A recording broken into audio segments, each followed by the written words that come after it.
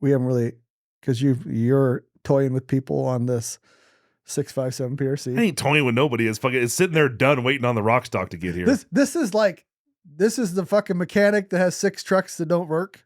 That's Jake. It's been sitting there for 2 months. It's because months? I'm last on the fucking important list. The priority, I am last. Anything that's for me. I've seen Jake go from last to first a few times really quick. It depends on what. And I'm not going to say I haven't either, so I ain't going to fucking push that fucking rock very far. Donald Trump here. We ran right over Nikki Haley. Sleepy Joe, wakey wakey. We're coming for you next. But I'm here to endorse the Shoot to Hunt podcast. It's the best. Just ask the people, look at the people, the beautiful peoples. Give it up for Jake, the bearded giant, and Ryan, the elk slayer. I ain't been paying attention very well. Has there been any updates on the presidential run? You heard anything, any bullshit? Just a bunch of conspiracy theory bullshit. Yeah. Gonna start a war so they can invoke some act where you don't have to have the freaking election, shit like that. But yeah, there was a guy that called in that, speaking of that, I don't know if you saw it. I saw it through Luke's side, and I think it was in our emails, but he didn't like our political tone. Oh yeah? In the He didn't want us to bring up politics. Oh. Well, here's the fucking deal. They matter. We don't often talk politics. We don't. It's not like our fucking we're not. I don't give it. I mean, I do give a shit, but outside of this, because I don't want to come on here. You can go in a bazillion news outlets. You can go on a bazillion forums and talk about politics. But here's no shocker. We're both pro-Trump. We're both fucking pro-2A. Shocker. And we think the left's fucking just ridiculous. So yeah. Politics matter. This election matters. This election matters for our businesses. This election matters for our country. So you're definitely going to hear a political commentary from the both of us. Not in depth, not heavy, but we'll take our pop shots. We both already saw the new movie Civil War that just come out. Yeah. You didn't like it as much as I did, which is fine. But what do you think about how that applies to the current political kind of situation? Do you think that the movie was released in a timely manner? Is there any connection there? Are they trying to stir the shit? I guess I had this preconceived notion it was going to have like a strong plot and a good storyline. Yeah. And it was just like it was thrown together. They didn't really describe why Texas or California seceded. And you'd think California would be the last fucking place that would secede and fucking start a war. Especially to go with Texas. Yeah. So it's like there's a lot of questions that weren't answered. And I get it. You're putting together a story. And I think it was meant to be messy. Oh, it's fucking I think the messy part of it was part of the plot. And I'm no tactics expert, but there was some horrendous tactics in that fucking whole thing. But it was, parts of it were good, and parts of it were like, huh?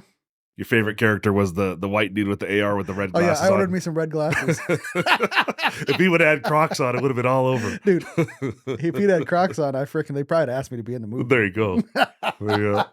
No, it was, I don't know. It was okay. I liked it. I guess you're easily amused. I don't know. I like it was a lot of hardcore action. I guess I always refer back to this bumper sticker that I've seen before that says, deep down, every man wants a zombie apocalypse. Right? In reality, like we all crave, I don't want to say war, but you crave drama or something, Yeah, we live in a bubble. In America still, we live in a bubble. And I don't think people were, go to a few third world countries, and I don't think you'll want it as much because there's a lot that goes to it. Everybody wants what they don't have. Yeah. You can't say we did have something tragic, like it's not a zombie apocalypse, but a fucking EMP anyways, you can't put that fucking, you can't put that cork back in that bottle. No. We're fucked for a long, long time. Yeah. And I don't think people realize the hardships. You see all those fucking druggies that are on the blue pills, smoking the blue pills. I always forget the name of them. I just know that they're blue. Like the fentanyl shit? Fentanyl, yeah. So they smoke the fucking fentanyl, dude, and they're like hunched over, sleeping. Yeah, they look but standing. Like they look like fucking zombies every time. Twisted up and shit. Yes, they're like one arm is in the air and shit. Like if that was the zombie apocalypse, it is fucking spreading. Like you look at Seattle or San Francisco and these different big cities that they want to, shut the police down and everything else, and Antifa bullshit, you see those fucking zombies. They're in little crowds, and it's a little bit of Darwin, dude. Yeah. The dumb and weak fucking disappear. It's just how It's it works. the Illuminati refer to them as the useless eaters. I like that. Useless Yes, eaters. useless eaters. I think that's what Bill Gates calls all of us. Probably. Useless eaters. But there are a difference, right? When you look at if you just look at the population, there are those that you can look at and be like, yeah, if some shit went down, that motherfucker ain't gonna last long. I was driving. I was driving.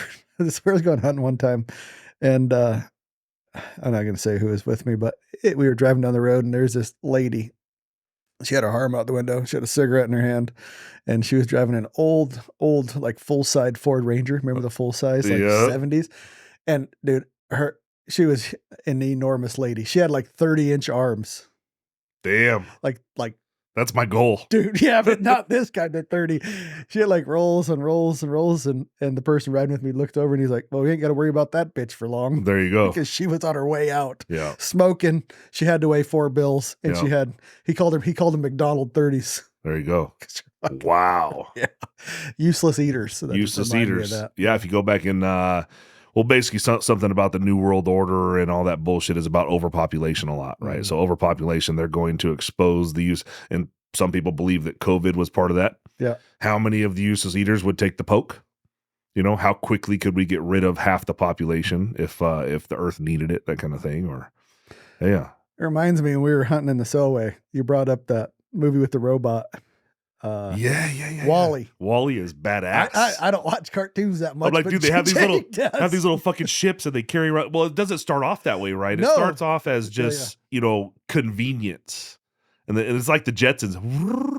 It's these little ships that fucking, but they turn into like 1,000-pound fucking humans, and they got their sodas and everything on the little ship thing. Well, you see that happen in real life. If you ever been to like Disney World or Disney, my wife obviously loves Disney World. So I go there and you see all these fucking Jabba the Hutts floating around their little hover-rounds. Those motherfuckers don't even get off to go into the fucking little shops, man. They try to wheel in there, those little tight alleys, knocking over dishes and shit. Yeah. And then they're fucking rude. They're like, you're in their way. Yeah. Their big fat asses need to get up and do a little fucking moving, but they don't. So the movie Wall-E, you said it.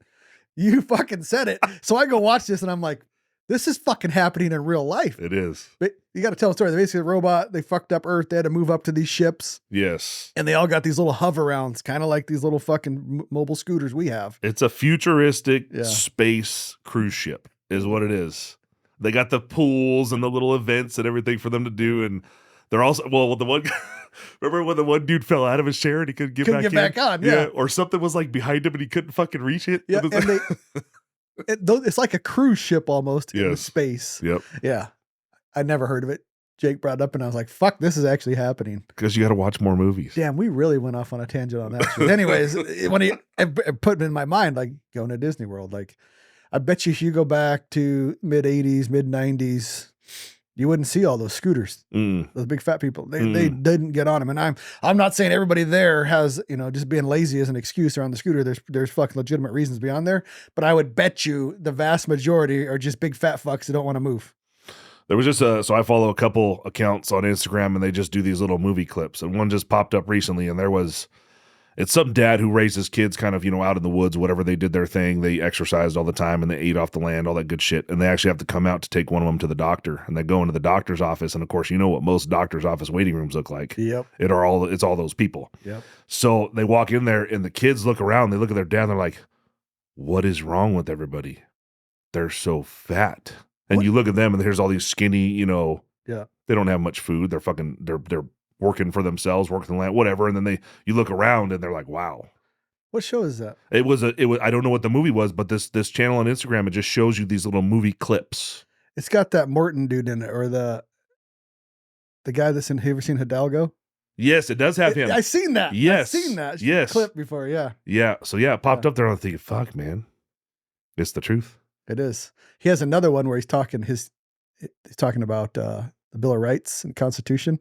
And he has his daughter come down and there's this other kid standing there and he asks that kid, what do you know about the Bill of Rights? And he asks his daughter. Oh, because they were talking shit because he didn't take his kids to school. Yes, you saw it. Yes. Yeah. And she rips off all this shit about the Bill of Rights. Yeah. Same one. And what do you know? What fucking movie is that? I don't know. Okay, so we got. Hey, whoever's listening, I'm sure you know. It's the guy that played Lord of the Rings. He was the king. Yeah, he was the king. And he played in Hidalgo. He's the actor. What's that movie called? Yeah. It's him, and he raises his kids out in the woods and so on, and they have to come back into town. I don't remember if the mom died or something like that, but anyways, they're like, what's wrong with these people? They don't move a lot and they eat a lot. What the fuck are we actually supposed to be talking about? Myself. What are we supposed to be talking about? Well, we haven't decided. We're doing yours or we're doing mine? We're doing yours. Okay, so we're doing a continuation on Wildcats because these keep coming in. And I wanted to, before we get too far, the flesh cups on the fucking Rokstoks. Okay, so what day is it today? I like to be current here. So today is April 18th. A couple days ago, we sent out the first couple Rokstoks. My team was not aware. Basically, Stocky's is going to be installing the flush cups or sling studs in-house before they get to us. At least in this initial part, we'll be installing them here at Unknown. And my guys didn't know that we had to do that on those first couple. So first 2 stocks shipped out, and of course the guys jump on the Rockside thread and says mine showed up without the cups, and I apologize. These are little learning curves, just like with the the action pockets on the Tika action and things like that. A little bit of learning curve in the beginning, but we'll definitely get those 2 stocks taken care of that went out.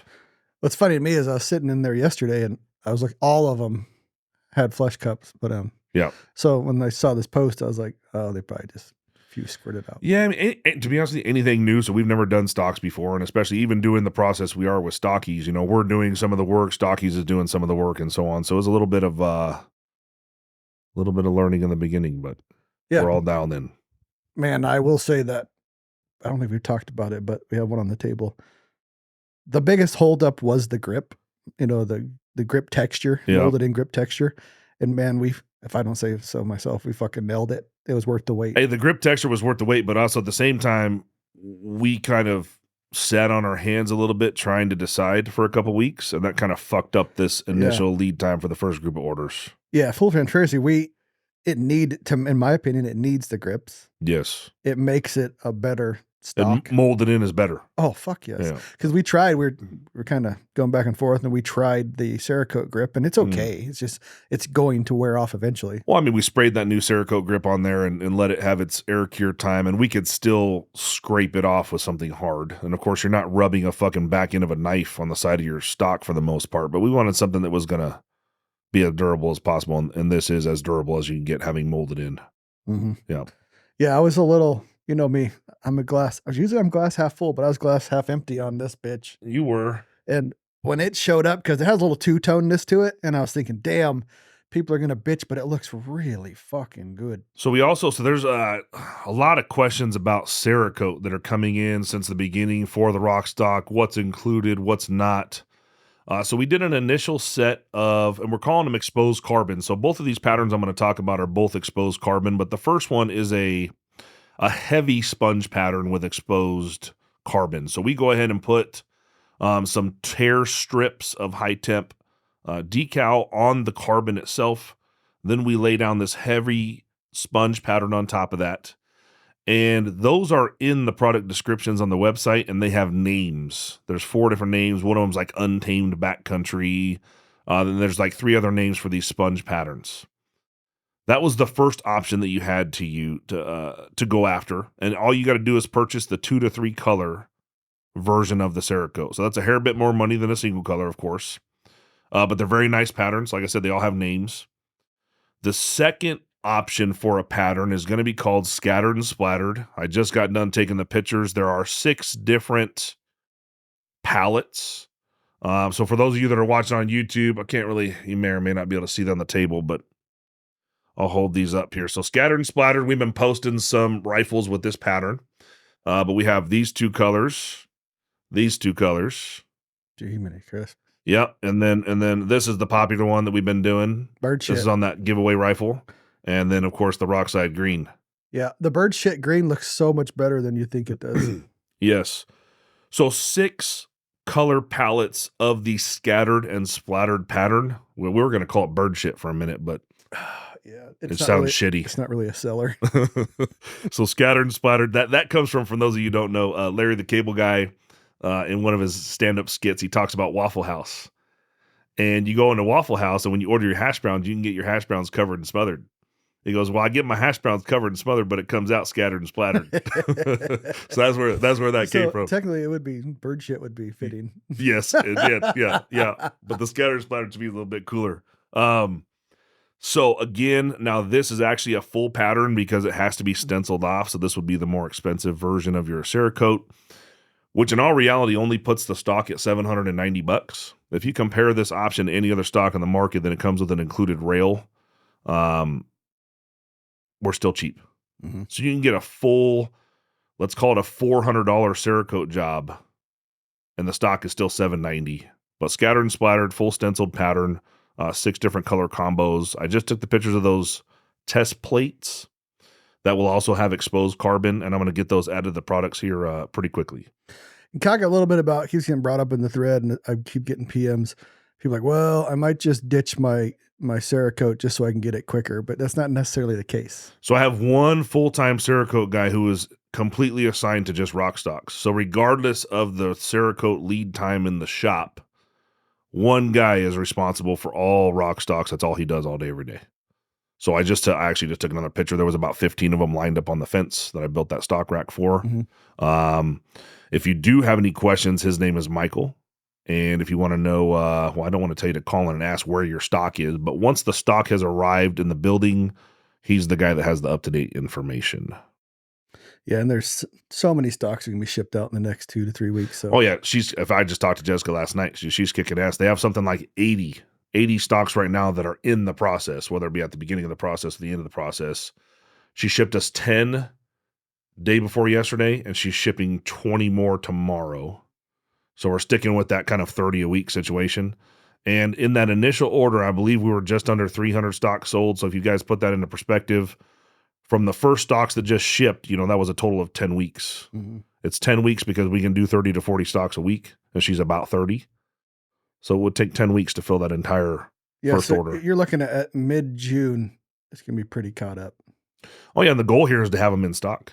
Yeah. Oh, yeah. Ready to go. Yes. And the other question is, and I believe this was answered on there by Jessica, is the 700s are getting produced now just along with the Tikas. Absolutely. Yep. The 700 mold is running too. We did start with a medium because Stocky's had never done a medium before. So I got them all the files they needed from Bat Machine and from our side creating that medium M5 DBM. Mm-hmm. We did a test run to make sure everything was good. We received that first stock, made adjustments to the program, and now all the 700 stuff should be running smoothly also. But I would say a lot of Tika stuff is coming first, but the majority of your guys' orders, 80% or more are Tika. So for you few 700 guys, we are running them, and you guys actually may get yours earlier. Like if you put everybody in an order queue, if a guy ordered a 700 at the end of the queue, mm-hmm. we don't have very many 700 orders to fill. So if she's running 700s on that mold, she's going to pull them all. Yeah. So those guys may wait a little bit less. The whole point is they're moving now, Mm-hmm. and a lot of orders get filled here pretty quick. Yeah, we have Jessica running pretty ragged right now. Yeah.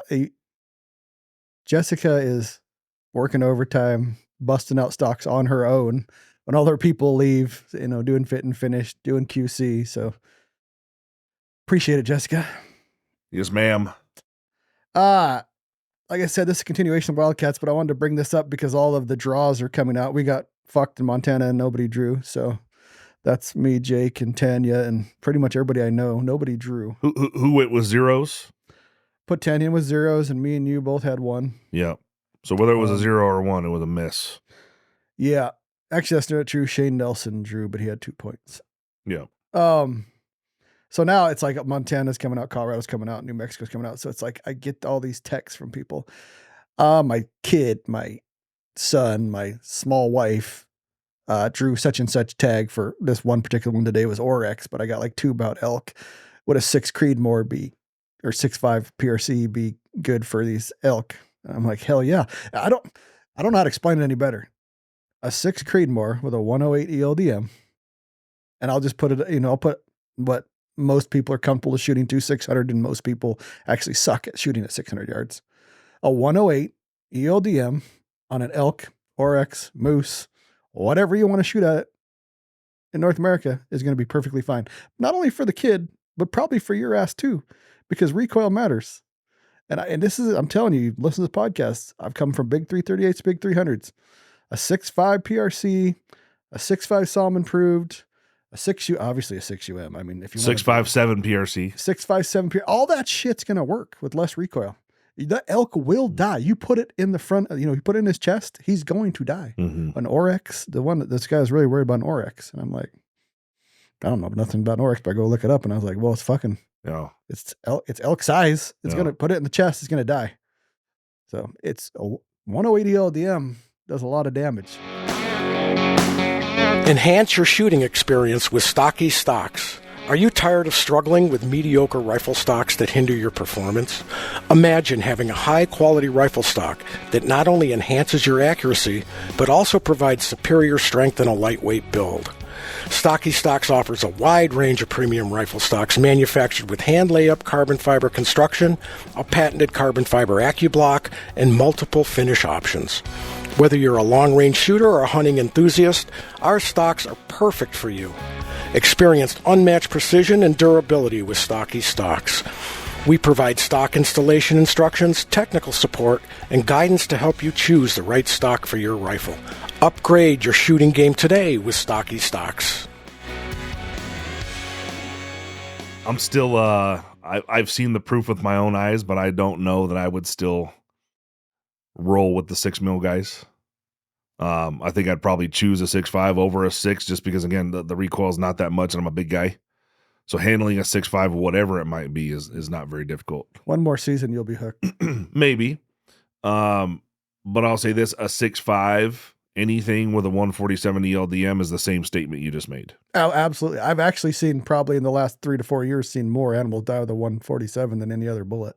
So then in between those two, so we have a 6 mil with a 108. Horsepower matters. So if you want a short ass barrel, you better get a 6UM-ish type of cartridge.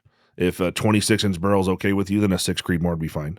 Yep. And Form broke it down. You want to keep even like 108s above 2,000 is where you want to hit. Yes. I mean, he said they do work lower, but 2,000 and above is better. And even a 6 Creedmoor, I think, is still going to hit that mark inside of 600. If we're only talking about inside of 600 yards, I think 6 Creed is acceptable with at least a 20-inch barrel. Yep. Like you want to start in the 29s if you can with it. If you can get in the 3s, you got a little more distance to play with. And I'm not saying you need to shoot 600 yards. I'm just saying if that's your max effective range and that's the farthest you'll go, keeping it in the 29s and you're going to be fine. It's going to get 20 plus inches of penetration. People are always worried about like 147s. I've seen just ridiculous wound channels and penetration with 147s. Well, 108s aren't that far behind. We talk about thousandths of how much bigger by thousandths is a bullet. And we're like literally arguing over 21 thousandths. Yes, nothing. Do you think that really matters in the big picture? I don't. Yeah. I mean, I do think you can get too low. You get down because people say energy is not, that's a whole nother battle, but you get below like that 80 grains, then you are starting to get into where there's a little less energy, which energy doesn't matter. Velocity matters, but you have to have at least enough energy to make it all work. Velocity is the king, but you do need a bullet. There is a famous, well, we'll just say, don't shoot a large caliber man with a small caliber bullet. That's in somebody's mantra. I don't want to get all the fucking details, but yeah, somebody that we know. Yeah. I just think that you can't trick me. I've witnessed this shit firsthand now. Yeah. You will be fine with a 108. Well, the idea of a small caliber bullet is where it's up for interpretation, right? Like what actually is a small caliber bullet to a large caliber man? Well, I'm sure if you shoot me with a 6 Creedmoor, you're probably going to kill me. You put a 108 through a human chest cavity, they're in fucking trouble. It's over. Yeah. Remember we had a guy write in and he said, I got a time where you don't want to be shot with a match bullet. And he got somehow he got shot in the stomach. Oh, with the Barnes. With the Barnes bullet. And because it held together, he survived. He survived because the wound channels sucked. Yeah. We got to get that guy on a podcast. That would be cool. So that is the time if you want to shoot monos. Yeah. Or, hard bullets, AccuBonds. If you're going to shoot yourself or you're going to get shot, you probably want to get hit with a bonded bullet. I think that if those guys that are asking these questions are on the fence about a 6.65, depending on the size of the shooter. I mean, if we're talking about a 10-year-old girl that weighs 60 pounds, that's kind of a different animal. I imagine you're not going to be letting her shoot to 600 in the first place. So a 6 Creedmoor would probably be a good idea in that situation. But a 6.5 Creed is not going to kick that much more. A 6.5 PRC is not going to kick that much more. here's the actual text. My daughter, I won't say her name. My daughter, 10 years old, 60 pounds. Did I just say that? Yep. Oh, shit. Drew a New Mexico Oryx tag. I didn't even read that first, did I? No, you didn't have. How'd I fucking know? This guy this is what cracks me up. Was thinking the 300 Win Mag might be too much for her, which I agree. Yeah. Was thinking a 6.5 might be better size for her. I think a 6 Creed would be a better size for her. Yes. Or 243 if well, you she have was one. literally just the low side of what I was just about to quote on the mass of a human. 60 pounds is not a lot, and you don't want to scare the shit out of them when they're young. You're also, that girl is not going to shoot 600 yards. No way. I think she'll be 3 and in, probably tops. Yes. But this goes back to my first, where I became a fanboy of the 6 Creedmoor. It was Jim's kids, because same thing. Annabelle was 10. Annabelle was probably 60, 70 pounds, and she shot 3 elk with that 6 Creedmoor. Yeah. And I was like, and we don't want to get into distances. They're a little more. They practice a lot. Yes, they're a little more practiced. And Justin, she would be very well practiced. Yeah. Your kid, that's another thing. And I totally agree with Form. You shouldn't be out there doing everything for your kid, because then your kid learns nothing. Yeah. So your kid should be able, teach them if you're going to shoot 3 or 4 yards, teach them to dial, teach them how to actually run the bolt, load the gun, unload the gun, be safe, how to set up and, shoot fundamentally sound in multiple positions. Like, you should be doing that. If she has this tag, now you have 3, 4, 5 months, get her trained up. Yeah. But don't go out there with even like a 6.5 PRC or a 6.7 PRC. If it's sub 10 pounds, it's going to have a whopping on a 60 pounder. Oh, yeah. I think too, I was anti-suppressor for quite a while. And I think in this type of situation where you need to be coaching your kid on their first hunt, almost anything with kids, to be honest with you, a suppressor is going to be the better choice, because you can both stand there and whisper at each other with no earplugs in and walk through dry fire and everything else. And, just the level of communication.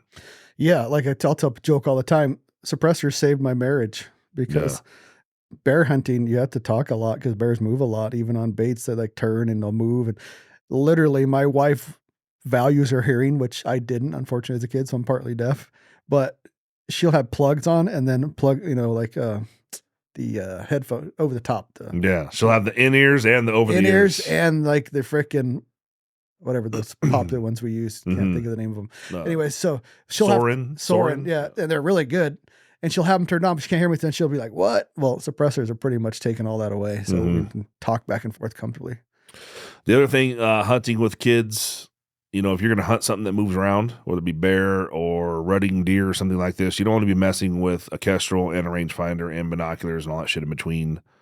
If you can afford it, invest in some range-finding binoculars. That will make your child hunting experience much easier. Jake's seen that play out with our elk hunt this year. Fuck. So these are like the lessons that have been learned over the time, right? Like you don't learn it initially. And I still like a kestrel with a rangefinder, but I like a backup. Absolutely. If you got time and there's an elk at 800 yards that don't know you're there, and you're there, you got like an all day type of situation, that's different. But I'm talking about animals that move. Like when you're in the heat of the moment and you need to shoot, and your dope is changing because the animal's moving, range-finding binoculars will save your mental health. Yeah, changing them like in a half a second to go 50 yards, That fucking, man, when mule deer get in the rut, sometimes they're literally running. They're chasing the coochie. It goes back to the last podcast we had, is literally I would have shot the biggest deer I've ever seen on the hoof in hunting season if I had range-finding binoculars with the solution inside. That's what made me change everything. So this kind of side turn from Wildcats to basically what's going to work for your kid, which is based off the questions you were asking. Yeah, and we can get to there's lots of questions on the heart of this was going to be the 6.7 PRC and the 6 but gets back to smaller calibers don't only work for kids. The same reason they work for a kid, they work for you. Mm-hmm. Less recoil, you're always going to shoot better. Yeah. And there's plenty of threads on Rockslide about links to what recoil does to you. Mm. Even big old burly dude like Jake, you still feel it. Even it's subconscious. You don't know it. You still feel that recoil. It's your sight picture. Staying on target. I mean, staying on target. A lot of times, just like a kid shooting a turkey. Well, when that fucking turkey load kicks them, it hurts. Right. But they don't know it because of the one shot. Right. And a big loud boom by your face never helps. So a suppressor will help you. Oh yeah. You can't. Somebody can clap in front of your face for so long, it's going to bug you. I think so. So back to the Wildcat discussion. I think a lot of guys are getting stuck. So right now the discussion is, is it 6mm with a 108 or is it 6.5 with a 147? Well, within those conversations, there is the Creedmoor version. So you have a Creed, a 6 Creed, and a 6 UM, or you have a 6.5 Creed and a 6.5 Saum, or whatever you want to call it. The difference there is horsepower. So if you know you're going to have a certain length of barrel, the shorter the barrel, the more horsepower you need to keep that bullet speed up. Yep. And if your daughter is 10, 60 pounds and she loves hunting and you know she's going to be growing up hunting, maybe go with the Magnum bolt face cartridge instead of the standard, just because you can. Because you could always build a 6 UM later. Yeah. And don't get stuck so much at just saying the word 6.5. Don't get stuck on, do I need a 6.5 7 PRC, a 6.5 Saum improved, a 6.5 PRC, a 6.5 Saum, 6.5 Creedmoor, 6.5 284, a 26 Nosler, a 26-06. I mean, fuck, we can keep going. Well, we'll just say the most popular, obviously, 6 Creedmoor. I mean, there is a case for the 243. Like, I love the 6 UM, but really there's, hunting wise, I don't know of any other 6mm outside of those two, 243 and 6 Creedmoor. Is there, the 6 ARC could be, but it's new and a lot slower. Yeah, I mean 6 Dash or 6 BR, like in the competition world. I mean 6 Dasher, you could call it a hunt similar to a Creedmoor if you didn't need much horsepower there. But yeah, there's not a lot of 6mm cartridges that are known for hunting because it's not normal. 243 is still not normal. 243 was a deer gun. Yeah, 243 was probably the most popular till a 6 Creed came along. But I wouldn't like even a 6 Dasher. Isn't it quite a bit slower than the 6 Creed? It is. It's shorter. So those three, like I'm going to pick. Okay, there's 2 caveats to that too. Do you reload, or do you just going to buy factory ammo and shoot it? Because the case can be made with a 6 Creedmoor, or the 6 XC is also another one we forgot about. Yeah. You put a 115 DTAC in there, you opened up your horizon about the low impact velocity. So I mean that's a whole nother ball of wax. But if you're staying on loaded ammo, I like the Hornady match stuff. Yeah, you can buy Hornady 6 Creedmoor 108 ELDM, head stamp brass, everything ready to rock. And that is what Annabelle shot those first 3 elk with. I bet they shot 7, 8, 9 elk, I think, with the match factory 108 ELDMs. That's kind of an easy button. I don't know very many factory rifles that you can get a 6 Creed. Like buy one off the shelf rifle? Yeah. There's not a ton of options. Browning has a few. Seekins, I didn't know this, but Seekins makes Havoc in a 6 Creed. Yeah. I think Christensen Arms makes some. There isn't a lot. No. And there's tons of ammo on the shelf for a 6 Creed right now. You can, buy a Tikka rifle for $750 and then spend another $750 on a pre-fit barrel. You can have a 6 Creedmoor. Yes. Yeah. And then in the 6.5 side, I would assume that a lot of people have 6 Creeds. A lot of people obviously know about 6 Creedmoors or 6.5 Creedmoors, but to me, I would take the 6.5 PRC. We can also take a 22 250 Tikka barrel and come over the top with a 22 Creedmoor reamer. So you can keep 22 Creedmoor too. Yeah, you can keep the factory barrel. So you're not paying for that $350, $380 barrel. You are paying the chamber fee. And most guys are cutting and threading a Tikka in the first place. So chamber fee is $365. Cut and thread is $130. Is that what you'd be in? So you go over another barrel. You take a barrel existing, say it's a 243, and you want to make it. So you had a 6 Dash, you want to make it a 6 Creed to make easily fit. Does it lose? Like I've heard 2 arguments about this. Does it lose barrel life? Do you lose some life on that 6 Creed going over that 6 Dasher? I don't think so. It doesn't matter. Where the throat is what everybody talks about barrel life, right? Is the throat area. If you think about it, you're actually creating a new throat in new steel because that throat is moving forward. So you have to have your over cartridge has to be larger in every dimension than your smaller cartridge.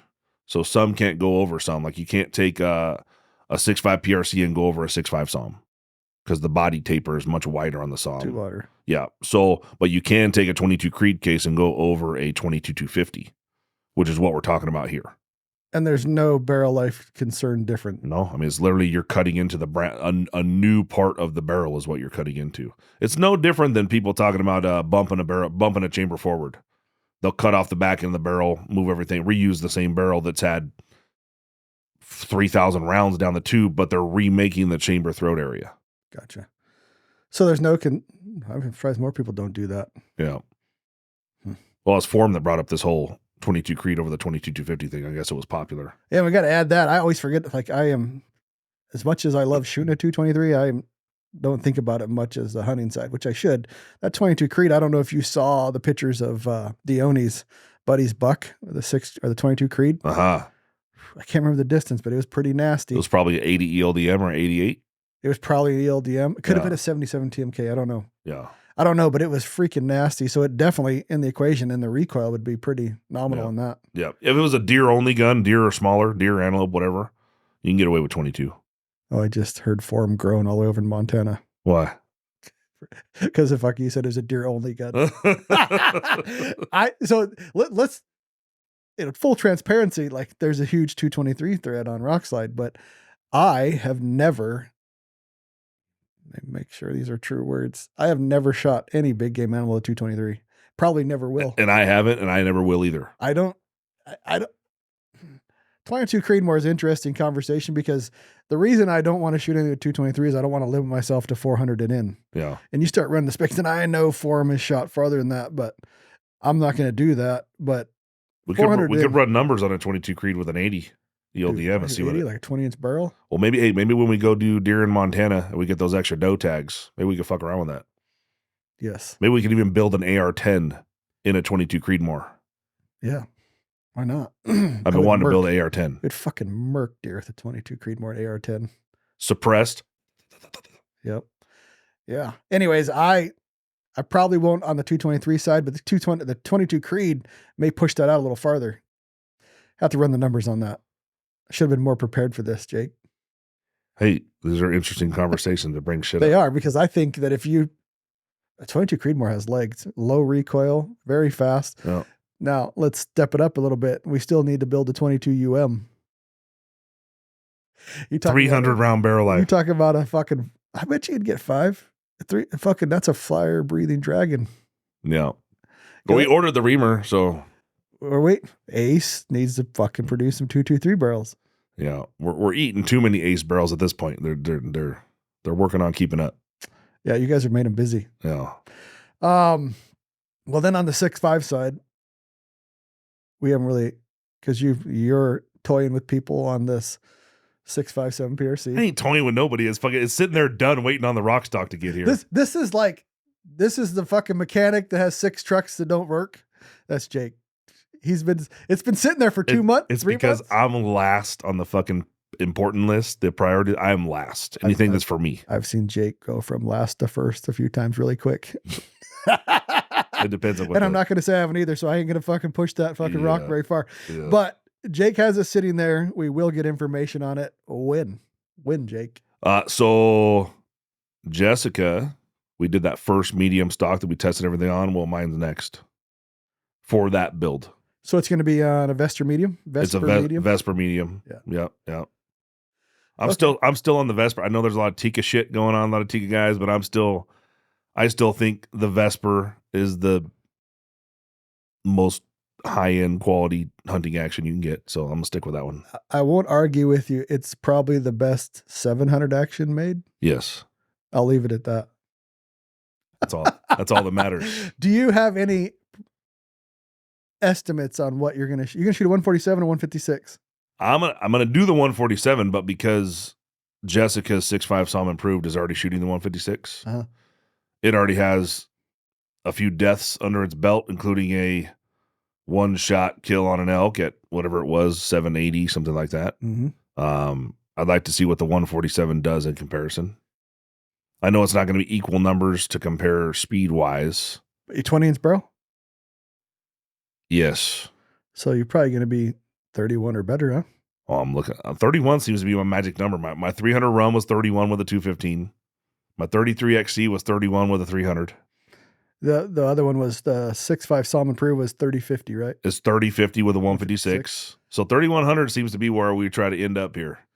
Well, and I don't think our numbers will be way different. That 3 grains won't be way different in those sizes. So No. you're adding 3 more grains ish from a 6.5 Salmon improved to a 6.57 PRC. Yeah. Is it improved too? Yeah. Oh shit, you might get a few more grains out of that. Yeah. You went full set. You gonna plus P it? Yeah, baby. All the way. Well, because her I like 6.5 the way Saum you improved is plus P2. Oh, it is. Yeah, so we were going to do apples to apples there. It was, it's all the way. I like the way you think. Well, I told him not to engrave the side of the barrel there in case we end up taking that to Africa. It's just going to say 7 PRC. Gotcha. Yeah. Well, that'll be interesting. So that'll happen during bear season or no? Well, so I bet you that stock doesn't take long to get here. As soon as the stock gets here, we can fucking pop a couple rounds off. We could pop rounds off now if you want to shoot a bare hand. Barreled action in the hand. Just to see the speed? Yeah, just hold on to the... We're going to fill that motherfucker all the way up with N570 or N565, one of the two, and just pull the trigger, see which one's faster. I'm going to bet. Oof, you're like right into a different tax bracket for powder there. It's like right on the edge where 570 might be the powder, but it still could be 565. It could be. It's going to be one of the two. It ain't going to be 568, that's for sure. No, because you're like right where 565 might be better in volume. Yep. And just because I like Vit-Vuri powder, we get good access to it. We always have it in stock, that kind of thing. You could say H1000. Of course, there's a lot of Hodgdon Extreme powders that would work well. We were always on the velocity side of things. So the double base Vit-Vuri N5 series powder, N565, 570, very temp stable. And we're going to have our next podcast we're going to record today, which will come out the week after, will be how not to waste powder. We'll get into that. Yeah, I got some interesting things that I've done with those two powders. People claim, we'll talk about it in the next one. They claim that they're not very consistent, and I beg to differ. Yeah, because like the 6UM, when you think about it, take an N570. N570 is one of the slower burning powders on the chart. And you take this little cartridge with this little bullet, and you're like, well, how the hell does that work the best? I don't. We're going to talk about it. Yep. Has to do with overbore calculation. Yeah, that's that math shit. Yeah, math shit. I just load it and go. All right, so the kind of this whole point of this conversation was to get back to the 6-7 PRC against the 6UM. Yeah, so 6 SOM improved versus 6/7 PRC, a neck down, longer 7 PRC case. And I was waiting because I knew somebody else built one. So I was waiting for the information that he got back, and it kind of skews it a little bit because, again, we have two known. I scoured the internet. I can only know mine and this other guy's. And there's only 2 6-7 PRCs that I know of that have been built. And he built his in a 20, and I built mine a 20. So they're direct comparisons. And pretty much all my 6UMs have been 20 except for one. And here's what I came up with. So there's like 6 or 7 6UMs built, 20-inch barrels, 115 D-Tax. They're all running 570. We have a velocity difference. We talked about this of 100 feet per second. Yeah. 20-inch barrel from 3250 to 3350. I think 100 foot per second spread across a variety of barrels can be expected. Yeah, but I expected it to be 50. Yeah. So when Forum told me his, and then I talked to everybody pretty much that Jake's built UMs for, they all gave me their feedback, and I'm like, well, shit, that's 100 feet per second. I was expecting 60, maybe being the biggest ES between all of them. Well, I got mine, the 6-7 PRC. Mine came back at dead nuts in the middle, 3,300. It was actually 3,295-ish. Well, this guy did 20-inch barrel. It's a benchmark barrel, 20, and he's shooting his at 3,360. That's pretty close. So it's still within 65. So now we have 2 barrels. They're 60 feet apart. So I'm going to say, because I used to say, well, the UM and this are about the same. Well, off those 2 barrels, if you were just to take the average of those 2 barrels, we're talking 32.28, whatever. You're talking 33.25 would be your average. 33.25 would be the average in the middle of those 2. What's your average on the 6UM? 33. So they're fucking right there. They are right there. And I don't know if that'll climb on the 6-7 PRC side. You do have to put in 3 more grains of powder, which I find funny because they're 3 grains difference in volume. Mm-hmm.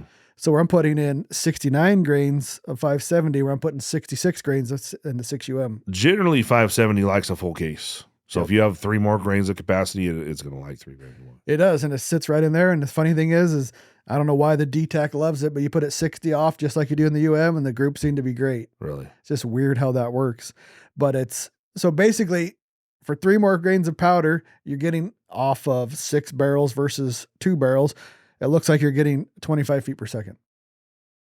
I think we need to burn out one of those 6-7 PRC barrels because I think that'll be the deciding factor.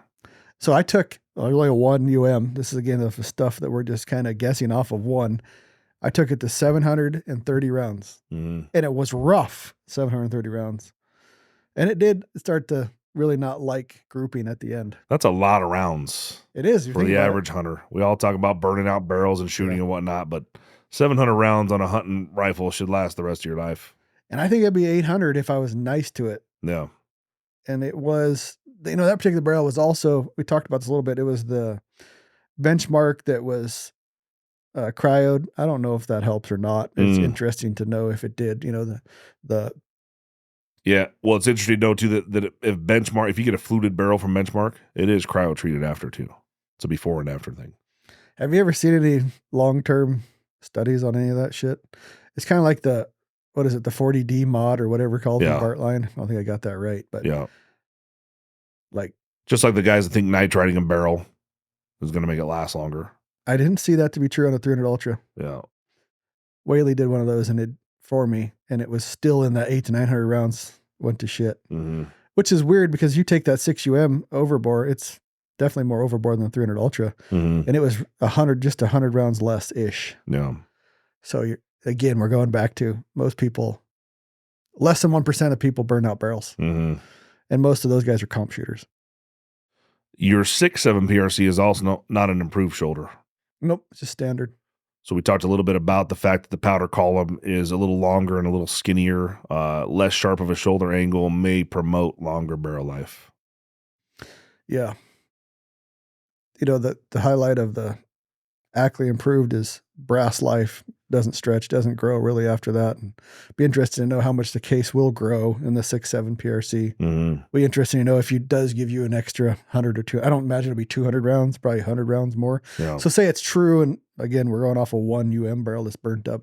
Say you got 850 rounds.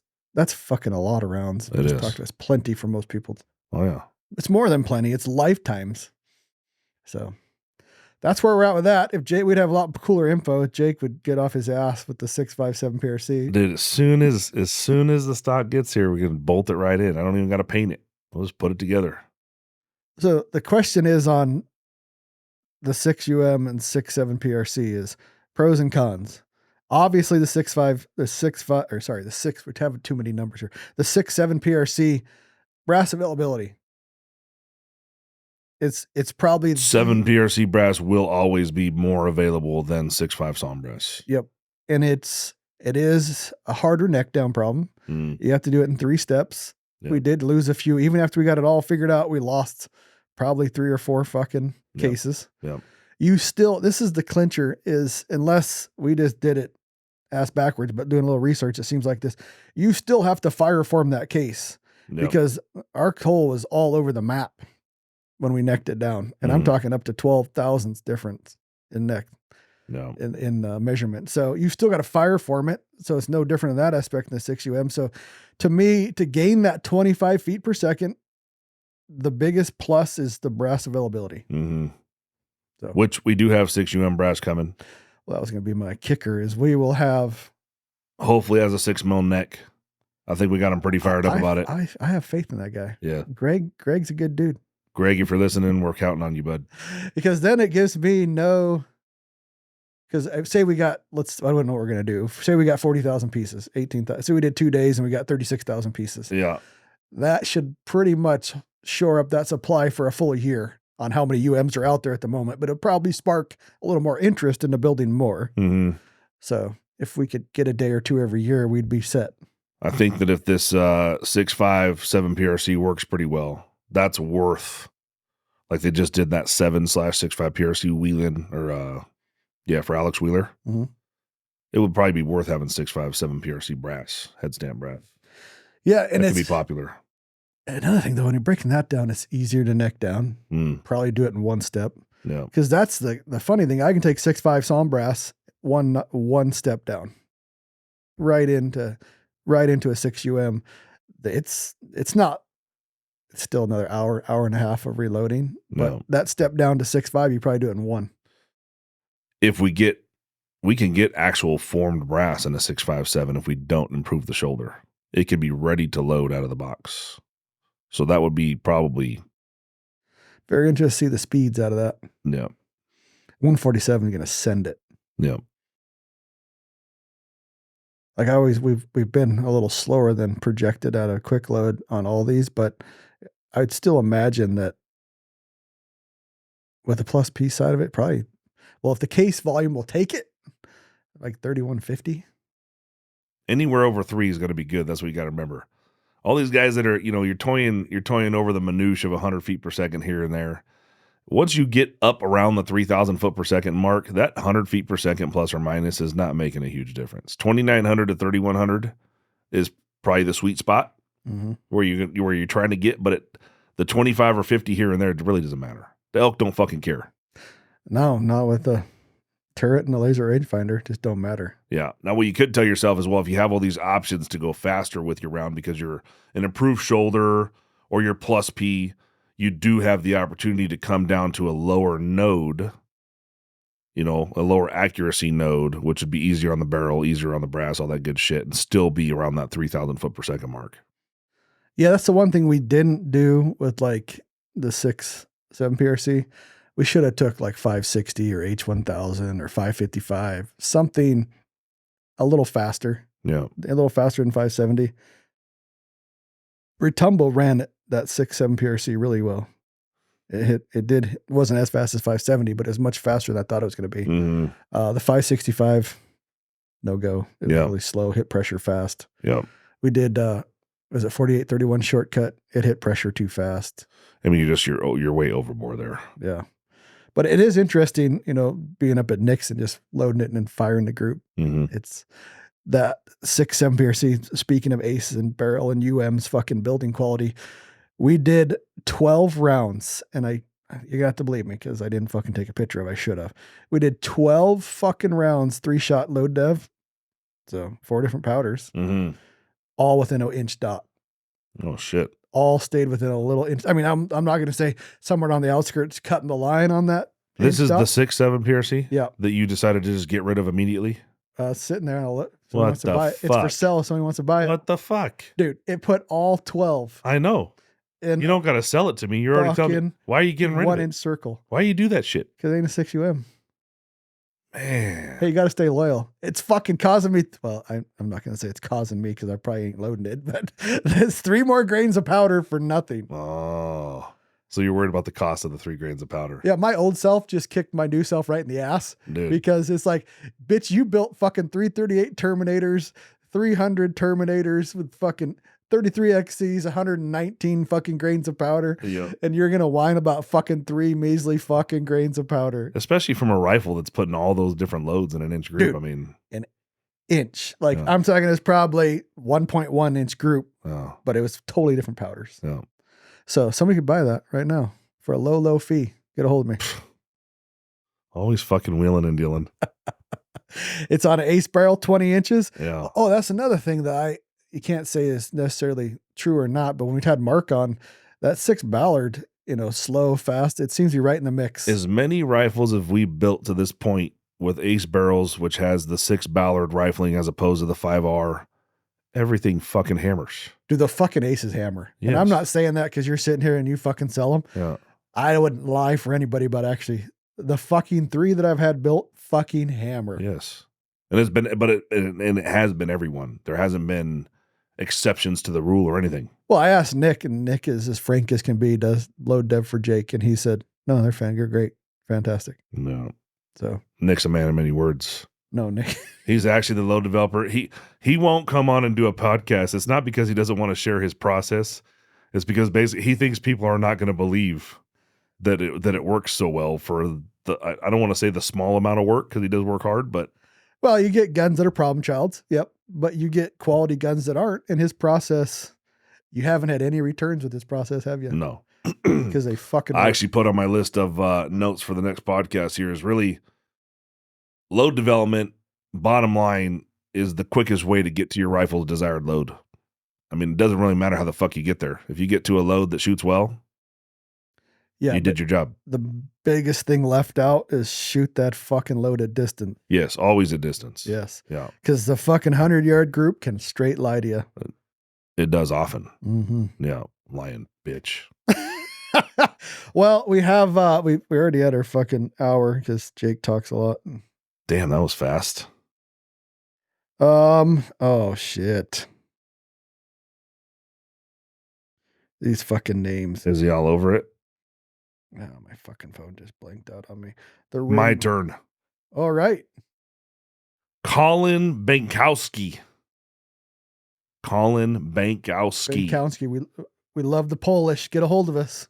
Yeah. So rings, Tikka rings.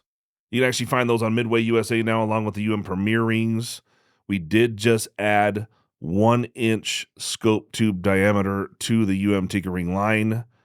You can get those. We tested them with a variety of scopes, but you can get those in the new micro height, which is 0.900 inches, or the low height of 105 inches. That pretty much covers the gamut of 1-inch scope tubes. Let me see what else. So we're going to be doing we're going to have a couple new lines of rings coming out too. We're going to do a Tikka Premier, meaning that it'll be a high-end Tikka, same kind of clamp design in the action. We're going to do an integrated level, 70-75 aluminum, and then I think a couple features you guys would be excited about on top of that. We got a new 5-axis CNC coming in, so we're going to wait to do those. That way we don't got to redo programming. It's got a robot and all that shit. Oh, yeah. The 1 inches are out. 1 inches are out now. Yes, you can jump online and order those. They're on the website. I built a new spreadsheet for those 1,000 of you that email every other day asking which ring height do you recommend. What are you doing up there? Go back to the other one you just had, Rhett. Go back. I've never seen that before. Speak pipe. Oh, yeah, we'll do that. But go back to the other one. I didn't see that form approved. He's showing the Premier rings. Oh, it's good. Dude, I didn't see that. Look at that shit. Oh, and he put titanium on the side clamp over there. Oh, nice. That is sweet. Just so you guys know that the whole drop test thing, I was never a part of Rokside and their process of drop testing scopes and whatnot, but just know that the whole drop test idea through Rokside is putting a scope through the extreme of its required performance, basically, is the way I'd see it. There are opportunities where I have a guy I respect very much was just in here. We were talking about drop testing, and he says, I appreciate your guys' drop testing and what you guys do to expose weaknesses in scopes, but he said, I simply don't drop my rifle. I take really good care of my stuff. I'm a fucking anal pig about it. Mm-hmm. And if that's your game, that's fine. Did you also tell him about the ride around part? Well, I didn't. It's okay. This is the whole crux of the Rokside drop. So you got you got to hear this part. You got to hear this shit because I'm on the outside. Okay, go ahead. All right. So I didn't have a huge amount of involvement or even respect for the whole drop testing idea until seeing the process being done. And, like we recommend Nightforce NX8s. It's not that Nightforce NX8s don't ever fail, is that they fail less frequently than the rest of the scopes. And, they've done this test so many times that when it gets to a certain point, you almost know how it's going to fail or what to expect from something just by looking at it, for the most part. But to put the Premier rings on that Nightforce scope and drop it the way that we did, I've seen some other recent, let's call it abuse testing. What do you want to call it? I saw somebody that was hitting some rings with a hammer. They hit a scope with a hammer up on a fucking bench vise. Yeah. And it still moved. They're like, oh, successful test. Motherfucker, we're out here with a fully assembled rifle, dropping it on the scope in the fucking dirt. We're not like taking a rubber mallet and patting it while it's up on the bench with a light going through the fucking scope. These rings that we built literally hold to the most extreme fucking possible scenario that your rifle might go through, which is what the scope test basically is. And you're talking about the ride around. So he also just checks loss of 0 by letting the rifle ride around in a truck while he's driving up and down his dirt road. And there are very many popular name scopes that can't even hold 0 with a ride along in a fucking truck. Generally, if they don't pass the drop, they don't pass the ride along. Yeah. And I'm talking, you just have it in the back seat of your car on your fucking back seat and just that vibration. Mm-hmm. And he does live on a Forest Service road. So, I mean, he does have some washboards and shit, but it's not violent. And going to the Rokside drop test, it's never meant to be the be all end all. I always say, Rokside, we report, you decide. To me, it's just showing you what scopes are out there that do pass the test. Mm-hmm. And we go through all these steps here, whether you're going sheep hunting, mule deer hunting, elk hunting, you put all this effort, time, passion into it all year long, and you're getting in shape. You're buying the gear. You're buying gear that's super expensive because it's light. You're buying whatever. And what you're doing is you're eliminating all these variables that could cause you issue on your hunt. Mm-hmm. Well, the weapon system is probably the most important thing on that hunt if you want to be successful. Mm-hmm. So if that variable can be removed, why wouldn't you? The other day, Forum was sitting here. We were talking. He said that now in his hunting process that the weapon is actually the thing he thinks about the least amount. Yes. So it's so much. He does so much shooting, so much drop testing, and so much Loctiting shit together and gluing shit together and fucking shooting his hunting rifle that's the last fucking thing on his mind, even though it's the most important part of your gear to kill the animal. Yeah, it shouldn't be going through your head like, oh, this thing's at 640 yards. I hope I can do that. Yeah. Like I saw my elk is like, I've already done that probably 400 or 500 times that year at that distance. It's no big deal. Yeah. Elk is dead. The elk is dead. It's like, so you're just taking out those variables. That's all we're showing you is another variable you can take out of your system that won't cause you an issue on the mountain. And I actually had to scrap an entire line of fucking rings that I had already invested a substantial amount of fucking money into. Jake knows it at a freaking monetary level that most people never will. Yes. I mean, I'm talking loss of 6 figures to go all the way back on a fucking ring design that I really loved. That maybe we'll revisit in the future, and then change the design, go with titanium parts on the rings just to make sure that they passed his fucking drop test. But at the end, like in your heart of hearts, that was the right decision though. It was. Yeah. Because it was a very hard decision. Yeah. Because I wouldn't want to go out. I guess there's a lot of sellouts in this industry, and I would have a hard time telling somebody to go on the hunt of a lifetime with something I knew that I had seen fail. That would just bug me to no end. No. And I know it bugs you. I know it fucking bugs Form. Yes. So anyways, thanks enough for ranting. Yep. That's it. Thanks for listening.